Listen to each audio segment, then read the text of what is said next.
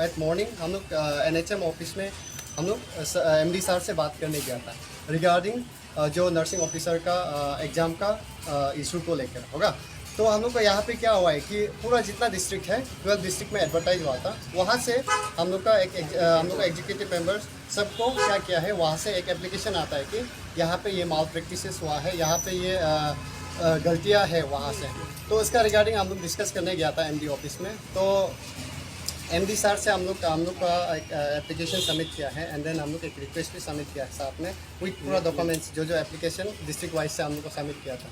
तो इसके बाद सबमिट करने के बाद सर ने ये हम लोग को बोला है कि सेक्रेटरीट में आप लोग को आना है, सेक्रेटरीट में मेरा मीटिंग है, आप वहाँ पे आ जाइए बोला। एंड देन इसके बाद हम लोग वहाँ से निकलने के बाद हम लोग सेक्रेटरीट में आया है। सेक्रेटरीट में हम लोग स्पेशल सेक्रेटरीट ये हम लोग family and health and family welfare इसका सर से हम लोग बात किया है।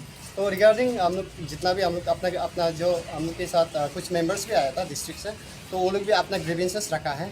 तो उसको सुनने के बाद सर को जेन्युइन लगा जो ये इशू है, तो जेन्युइन लगा। तो सर ने बोला है कि जितना भी ये नर्सिंग ऑफिसर का एग्ज़ाम प्रोसेस है अभी तक का, तो जो डिस्ट्रिक्ट में अभी तक स्किल टेस्ट का रिजल्ट निकल गया है, वो लोग को छोड़ के जिस चीज़ का नहीं निकला है उसको होल्ड करके रखा है।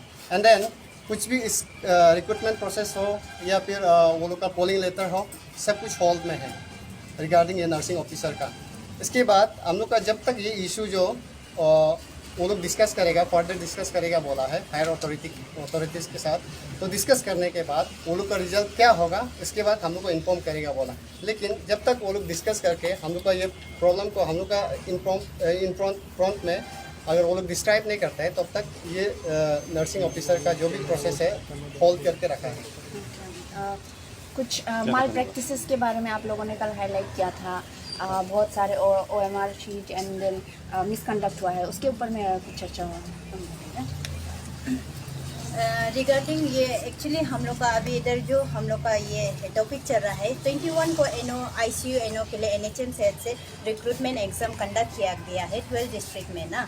तो उसमें क्या किया कि उन्होंने एग्ज़ाम के वक्त उन्होंने प्रॉपर चेकिंग नहीं किया, विदाउट चेकिंग स्टूडेंट को परमिट के एग्ज़ाम लिखने के लिए ना। वो एक पॉइंट है।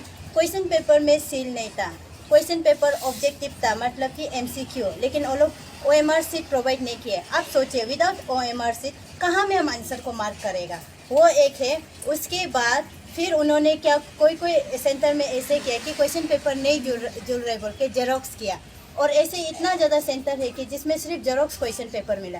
तो उसमें क्वेश्चन ये राइज होता है कि जब आप क्वेश्चन पेपर जेरोक्स कर रहे हैं तो ऑब्वियसली पेपर तो लीक होगा ही है।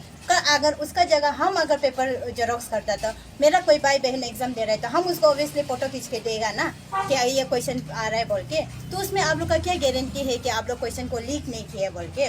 उसके बाद सीटिंग अरेंजमेंट कुछ नहीं था। उसके कोई ऐसे डिस्ट्रिक्ट भी है कि जिसमें एडमिट कार्ड ही नहीं दिए। विदाउट एडमिट कार्ड आप कैसे आइडेंटिफाई करेगा कि ये एग्जैक्ट वही इंसान है? क्या पता हम इसका दूसरा का रिप्लेसमेंट में भी एग्ज़ाम दे रहा होगा, उसका क्या प्रूफ है ना कि वही आदमी आके एग्ज़ाम दिए बोल के। तो इसलिए हम लोग ये रिगार्डिंग हम लोग NHM का हम लोग का MD सर से बात किया है। MD सर से बहुत अच्छा रेस्पॉन्स आया है। तो MD सर ने हम लोग को जो हम लोग का स्पेशल सेक्रेटरीट पे हेल्थ एंड फैमिली वेलफेयर से बात करा है, उसको हम लोग एक्सप्लेन किया है कि हम लोग का प्रॉब्लम क्या है इस पर जो एग्ज़ाम कंडक्ट किया है ना। तो सर ने बोला है कि अभी जितना रिक्रूटमेंट प्रोसेस है उसको होल्ड में रख के वो लोग हायर अथॉरिटी से बात करके इसको इन्वेस्टिगेट करेगा बोला है। अगर ये जब तक इन्वेस्टिगेट नहीं होगा, अभी का जो रिक्रूटमेंट ICU के लिए है वो आगे प्रोसीड नहीं होगा बोले। तो अभी हम लोग होप कर रहे हैं कि सर से एक अच्छा रेस्पॉन्स आएगा, सर हम लोग का ये मैटर को लुक इनटू करेगा ना। ऐसे ही हम लोग अभी सर से होप कर रहे हैं। तो कुछ टाइम फ्रेम दिया है इन्वेस्टिगेशन का? ऐसे कुछ टाइम फ्रेम तो नहीं दिया है सर ने। सर ने बोला है कि आज उसका मीटिंग हम लोग का health minister Alo Libang sir से बोला है, तो शायद वो लोग डिस्कस करें, हम लोग अपडेट करेगा होगा। हम लोग उसको ही रोक रहे हैं कि कब तक वो लोग अपडेट करेगा रिगार्डिंग दिस इशू ना।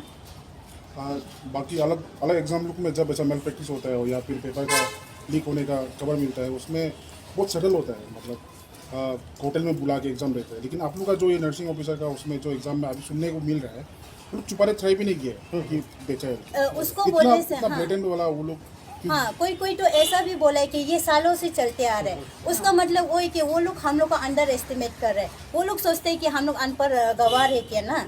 अगर वो लोग सोचते हैं कि ये सालों से चल कर आ रहा है, हम लोग का सीनियर उसको टॉलरेट किया है तो हम लोग टॉलरेट नहीं करेगा। We are also educated person ना। आप जानते हैं बीएससी नर्सिंग करने के लिए आजकल आपको नीट एग्जाम पेपर क्लियर करना पड़ता है, तो इतना एजुकेटेड होने के बाद हम लोग कैसे ऐसा माल प्रैक्टिस को ये कर सकता है, एक्सेप्ट कर टॉलरेट कर सकता है। उन लोग ज़्यादा ही हम लोग को अंडर एस्टिमेट करते हैं, मे बी बिकॉज कि अभी तक कोई भी ये चीज़ को लेके वॉइस राइज नहीं किया होगा ना, इसलिए वो लोग ज़्यादा अंडर एस्टिमेट कर रहा है, उसी हिसाब से बोल सकते हैं। और आज का मीटिंग में आप लोग वो तवांग और पासीघाट में जो कुछ पोस्ट बांटा गया है बिना एग्जाम बिना वो सब, उसका बारे में भी आप लोग उसका बारे में भी हम सर को बात किया है, तो सर ने क्लियरली ऐसा बोला है कि उसमें उसका हाथ वो कुछ नहीं कर सकता है। जब गवर्नमेंट उसका नेसेसरी तवांग में है, इनडायरेक्ट से वो ये बोल रहा है कि गवर्नमेंट वहाँ में उसको सीट को दे दिया है, तो सर का ऊपर भी आप जानते हैं कि वो ऑफिसर होने से भी सबसे ऊपर में कौन होता है, आपका एमएलए मिनिस्टर सीएम ही तो होते हैं। वो लोग का अंडर में ही तो वो लोग को काम करना पड़ता है। अगर वो बोलते हैं कि तवांग में 11 पोस्ट दे दो बोले तो वो लोग को देना ही पड़ता है ना, तो उसमें कोई ऑफिसर का गलती नहीं है, हमको ऐसा लगता है। क्या इसमें पेपर लीक हुआ है? अगर पेपर लीक हुआ है नहीं, बात हुआ है, हम लोग का साथ एविडेंस नहीं कि पेपर लीक हुआ है, लेकिन जितना भी पेपर था आपका जेरोक्स था। आप खुद सोचिए, कोई डीएमओ या फिर डीसी पेपर जेरोक्स नहीं करते हैं। डीएमओ का पियोन एलडीसी जो उसका ऑफिस में काम करता है वो जेरोक्स करता है ना। उन लोग के पास क्या सबूत है कि जब वो पेपर को जेरोक्स कर रहा था तो पेपर को लीक नहीं किया बोल के?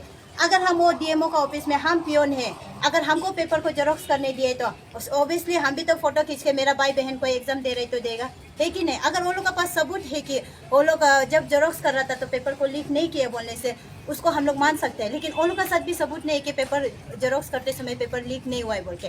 और दापोरिजम में तो ये भी देखने मिला है कि वो लोग का साथ इतना टाइम है कि वो लोग एक एस्पिरेंट का कैंडिडेट का क्वेश्चन पेपर का ऊपर में रोल नंबर लिख के देते हैं।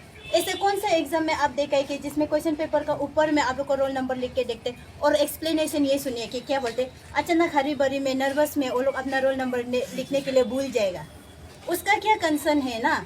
अगर वो अपना रोल नंबर नहीं लिखता है तो वो एक कैंडिडेट का अपना मिस्टेक है ना। तो उसमें उन लोग का डीसी लोग का डीएमओ का साथ इतना समय है कि कैंडिडेट का रोल नंबर लिख देने के लिए वो लोग का साथ समय है। आप क्या रिजल्ट एक्सपेक्ट कर रहे हैं, क्योंकि जो एग्ज़ाम कंडक्ट कर रहे हैं हम लोग का डिमांड सिंपल है ना, एग्जाम को आप नल एंड वॉइड करो, रिकंडक्ट करो स्टैंडर्डाइज वे में ना, स्टैंडर्डाइज में करो। उसके बाद ये अभी जो एग्जाम हुआ है उसको सीधा नल एंड वॉइड करो। सर भी ने भी बोला है कि वो एक कमेटी सेट करके इन्वेस्टिगेट करेगा, उसके बाद हम लोग को रिजल्ट देगा बोले। हम लोग का इधर उधर का बात नहीं है, डिमांड बस एक है। अभी जो एग्जाम हुआ है सब डिस्ट्रिक्ट में माल प्रैक्टिस इनडायरेक्ट वे में या फिर डायरेक्ट वे में हुआ है, तो उसको क्या करना है, नल एंड वॉइड करना है, रिकंडक्ट करना है सभी के लिए। एट द लास्ट हम यही बोलना चाहता है कि जो सिलेक्टेड स्टूडेंट है ना, जो सिलेक्टेड स्टूडेंट है, जो स्किल टेस्ट भी पास हुआ है एंड देन जो रिटर्न पास करके स्किल टेस्ट पास हुआ है, वो लोग भी हम लोग का साथ एक्चुअली देना है अभी। क्योंकि क्या है कि ये सिर्फ अभी एक समय के लिए सिर्फ नहीं है, कल को जाकर ये सेम चीज़ होते रहेगा। अगर आप जीनियर है तो हम लोग एग्ज़ाम रिकंडक्ट करने से भी आपको 10 बार एग्ज़ाम देने से भी आप तो पास होगा ही है, ये तो श्योर है। तो मेन चीज़ यही है कि हम लोग अब जो सिलेक्टेड कैंडिडेट है, जीनियर कैंडिडेट है, वो हम लोग का साथ देकर हम लोग का ये मुद्दा को साथ में उठाने से ठीक है।